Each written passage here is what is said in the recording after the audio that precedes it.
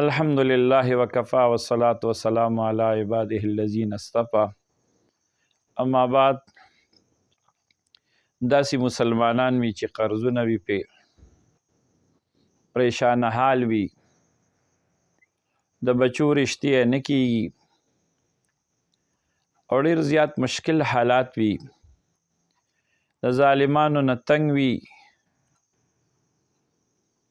تکلیف ورته پریشانی ورته، کور کې بیماری وي، بې برکتۍ وي، کاروبار کې برکت نه وي. حضرت اقدس انجینیر حافظ عبدالمنان مکی صاحب مدظل العالی د هغې یو کتاب کې اذکار المساء والصباح، په هغې کې د الله پاک نومونه یې لیکلي دي، یا ناصرو، یا عزیزو، یا مغنیو، یا صمدو.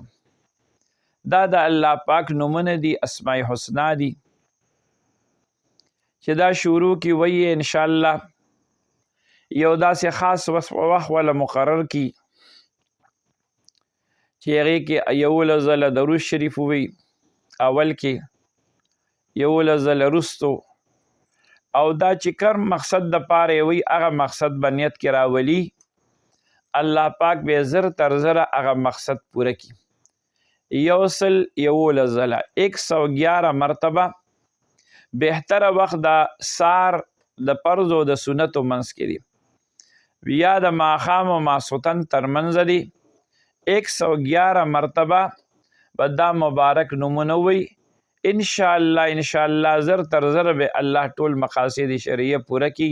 وصلی الله تعالی علی سیدنا خیر خلقی محمد وعلی آله واصحابه اجمعین برحمتک یا ارحم الراحمین.